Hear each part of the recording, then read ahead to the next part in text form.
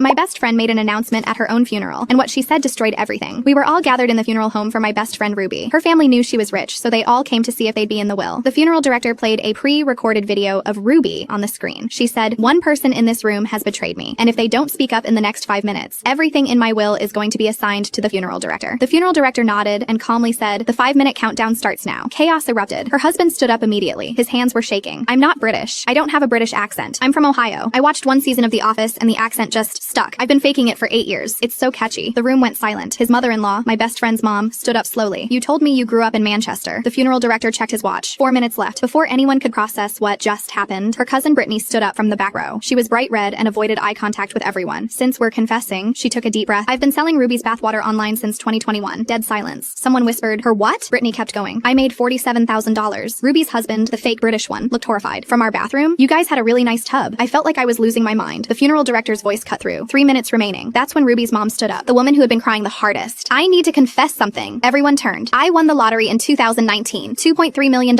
I never told anyone." The room exploded. Her husband grabbed her arm. "We took out a second mortgage last year." She shrugged and said, "I know. I still have most of the money. I just don't know what to do with it." The funeral director announced, 2 minutes. Ruby's uncle Ron jumped up next. He pointed at her casket like he was confessing directly to her. "I'm the one who started the rumor that got you fired from your dream job in 2018. Gasps filled the room. I remembered that job. She'd cried for weeks. Someone told her boss she was stealing from the company. "Why?" her dad shouted. Uncle Ron crossed his arms. "She spoiled Game of Thrones for me. The ending wasn't even good, but I was still mad." Her dad shouted, "You ended her career over a TV show?" Her uncle argued back, "It was the final season. I waited 8 years for that." I wanted to scream. But before I could react, Ruby's brother-in-law stood up. He was the one who officiated their wedding 5 years ago. "I never filed the paperwork to get a marriage license when I married Ruby and her husband." The husband turned to him slowly. "What?" "I got ordained. I did the ceremony, but I never sent in the marriage license. You two were never legally married. I was gonna tell you at the 10-year mark, but then I forgot." The husband lunged at him. 3 people had to hold him back. "1 minute!" the funeral director shouted. The room was chaos. People were crying. People were screaming. And then her dad stood up. He looked directly at Ruby's mother-in-law, the fake British guy's mom. "Ruby's Emile and I had an affair." The room went dead silent. Her mom turned to her dad. "What?" Her dad kept going. "It was 2016, that conference in Denver. It lasted 6 months. I thought her mom was going to collapse. I thought I was going to collapse. This was my best friend's funeral and her entire family was imploding in front of her casket." "Time's up." The funeral director's voice silenced everyone. Nobody confessed to what this is actually about. I stood up. My voice was hoarse. What else could there possibly be? The funeral director walked over to the casket and made the announcement. "Someone borrowed her sweater in 2019 and never returned it. She mentioned it in every therapy session for 4 years. She just wanted it back. I was wearing the sweater. I looked down and shrugged. It's really soft."